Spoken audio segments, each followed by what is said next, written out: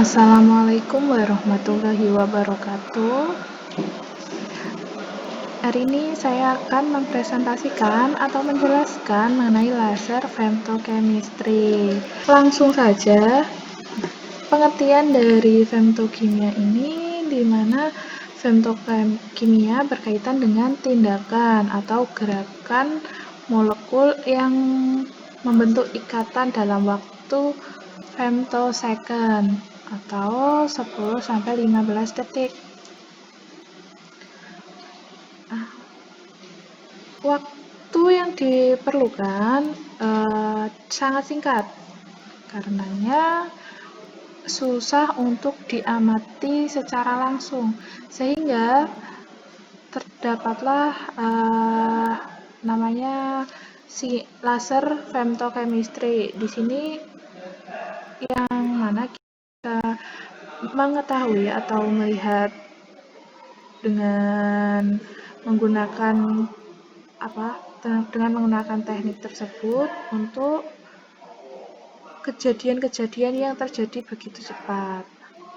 Untuk penemu dari femtochemistry sendiri merupakan ilmuwan yang berasal dari Mesir dengan nama Ahmed Hassan Zewail. Beliau merupakan ilmuwan yang berhasil menemukan femtochemistry sendiri. Beliau lahir tanggal 26 Februari 1946. Dr. Ahmed Hassan Zewail merupakan ilmuwan kedua Muslim yang menerima Nobel Prize for Chemistry di tahun 1999. Beliau sangat menyukai matematika dan kimia sejak kecil, sehingga orang tuanya menginginkan menjadi seorang profesor.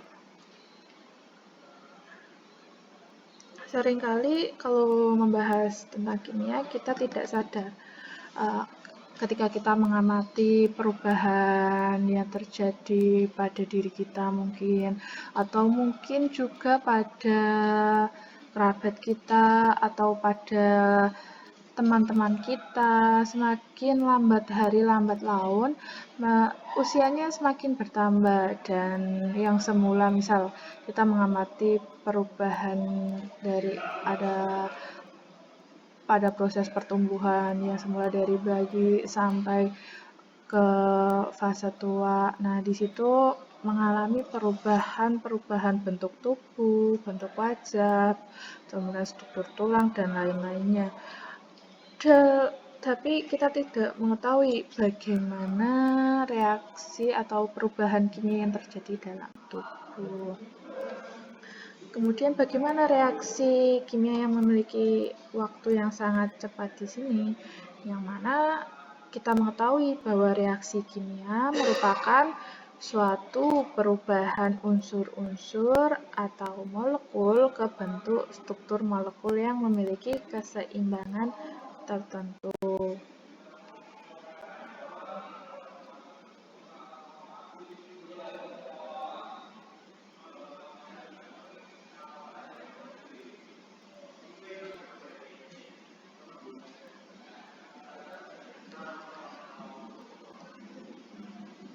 Kemudian reaksi kimia yang terjadinya begitu cepat, misalnya saja pada ledakan bom, terus reaksi pembakaran, kemudian reaksi yang lainnya atau yang memiliki laju yang sangat cepat. Nah, kita hanya mampu melihat produk akhirnya aja atau keadaan akhir. Kita tidak bisa mengetahui saat reaksi tersebut berlangsung atau saat bom itu meledak. Kita tidak bisa mengetahui, kita cuma bisa melihat dampak dari ledakan tersebut. Nah, kalau kita berbicara tentang reaksi kimia, yang terjadi ialah suatu perubahan unsur-unsur atau molekul ke bentuk struktur molekul yang memiliki keseimbangan tertentu. Jika reaksi telah mencapai keseimbangan, berarti reaksi telah membentuk produk.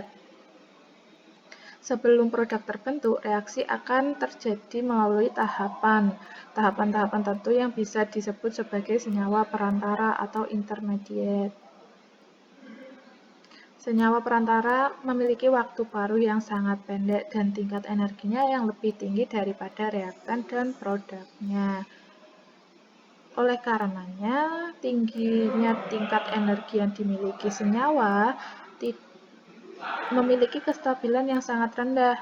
Ketidakstabilan ini yang membuat senyawa ini tidak bisa diisolasi oleh instrumen analisis senyawa tertentu, misalnya instrumen NMR atau GC maupun HPLC.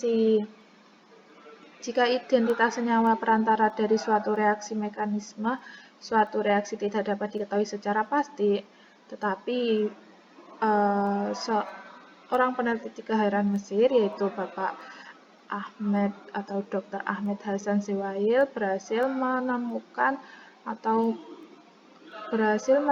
sebuah metode untuk merekam jejak suatu reaksi dengan istilah yang sering kita kenal, yaitu femtochemistry. Femtochemistry ini dapat dimaknai sebagai cabang ilmu kimia yang mempelajari reaksi kimia serta perubahan yang menyertainya dalam waktu skala femtosecond. Nah, tadi dalam skala femto yaitu 10 pangkat min 15. Oke. Nah, di mana di sini kecepatannya sangat cepat jika dibandingkan dengan human yang kecepatannya itu 1,6 kali 10 pangkat 14. Di sini 10 pangkat min 15, berarti berkali-kali lipat lebih cepat ya.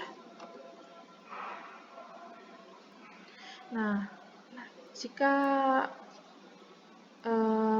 biasanya sebuah reaksi akan berlangsung secara cepat. Misalnya saja pada reaksi kovalen, reaksi ion, di situ reaksinya berlangsung begitu cepat, sehingga kita tidak bisa mengetahui bagaimana proses dari reaksi tersebut, sehingga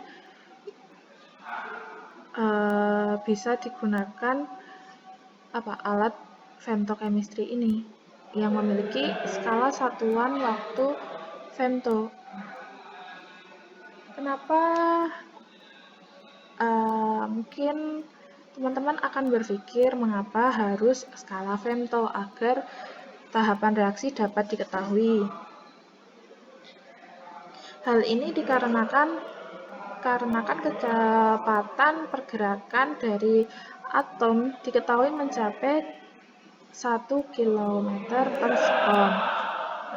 Di sini sehingga memungkinkan untuk femtochemistry ini menangkap kejadian-kejadian reaksi yang terdapat pada senyawa tersebut. Nah, seperti ini untuk mekanisme alatnya. Ini biasa digunakan dalam misalnya pengaplikasiannya itu di bidang fotografi. Untuk pergerakan material makroskopik tentu saja akan berbeda dengan pergerakan dalam skala molekuler. Diperlukan konsep baru untuk memahami pergerakan molekul yang sedang terjadi dalam suatu reaksi. Prinsip ketidakpastian yang terjadi pada dinamika atom dan sifat dualisme gelombang partikel perlu dipertimbangkan agar dapat membentuk bentuk geometri secara tepat. Kemudian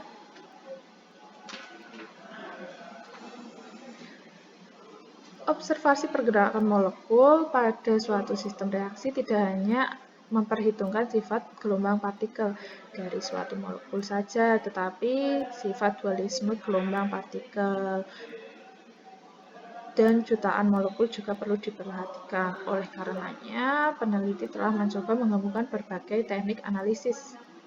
Nah, ketiga teknik analisisnya seperti halnya spektrometri massa, laser yang diinduksi, dan teknik optik yang lain. Oke, ini merupakan salah satu data laser femtochemistry yang dimodifikasi dengan spektroskopi massa dan perangkat femtochemistry yang dilengkapi dengan induksi.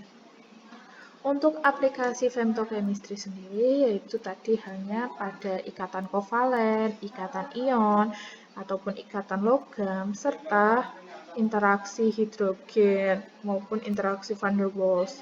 Nah, ruang lingkupnya tidak hanya pada reaksi-reaksi tersebut saja, tetapi di sini untuk mengetahui kondensat massa, kondensat fase, mau fase padat, liquid ataupun surface. Nah, untuk cabang femtochemistry ini sekarang juga sudah berkembang menjadi yaitu femtobiologi. Nah, kemungkinan menciptakan cabang ilmu baru yaitu femtoscience. Untuk contoh soal dari femtochemistry ini, contoh pengaplikasiannya yaitu pada suatu reaksi kimia, di mana di sini contohnya terdapat 3 reaksi, yaitu reaksi 1, 2, dan 3. Nah, kalau di soal sudah diketahui fase-fasenya, mau slow, fast, atau seperti ini, nah untuk rate-nya, nah di sini yang digunakan merupakan untuk fase yang slow, yaitu kita bisa menuliskan rate-nya K2 kali H2 kali BR, yang mana di sini BR merupakan intermediate, kemudian bagaimana? Di sini K ada BR. Nah, kita lihat untuk hasil akhirnya yang terbentuk adalah H2 plus BR2 menjadi 2HBr. Nah, di sini tidak ada BR karena ya tadi BR merupakan intermediate. Nah, kemudian bagaimana? Kita mencari di sini yang terdapat BR atau dengan BR2 itu reaksi keberapa? Bisa lihat reaksi 1 apakah ada? Iya, ada. Apakah reaksi 3? Nah, reaksi 3 tidak ada BR2 ya. Jadi yang ada adalah di reaksi pertama, BR2 menjadi 2 kesetimbangan 2 BR. Kemudian kita tentukan rate-nya. Untuk rate-nya kita bisa menuliskan K1 kali BR2 sama dengan K-1 kali BR kuadrat. Nah, di sini karena konsentrasi BR adalah 2. Sehingga kita bisa membuat BR sama dengan K1 per K-1 kali BR2 pangkat setengah atau akar K1 per K-1 kali konsentrasi BR. Sehingga kita substitusikan saja persamaan tersebut ke sini. Sehingga hasil akhir diperoleh K kali konsentrasi H2 kali konsentrasi BR2 kali pangkat setengah. Sehingga dari soal tersebut kita bisa mendapatkan order total sebesar 1,5. Sekian penjelasan singkat dari saya. Mohon maaf. Wassalamualaikum warahmatullahi wabarakatuh.